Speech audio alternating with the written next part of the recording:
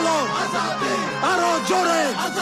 আসমানে লাল মেঘ ভাসতে থাক, আমার এই জীবনে মরণ আসতে থাক। সূর্যের তাপে রক্ত শুকাই গেলেও নিঃশেষ হয় না রক্তের দাগ। দেই আমি ইনসাফের ডাক, পরিবর্তন আনি আমি চান্দিয়া।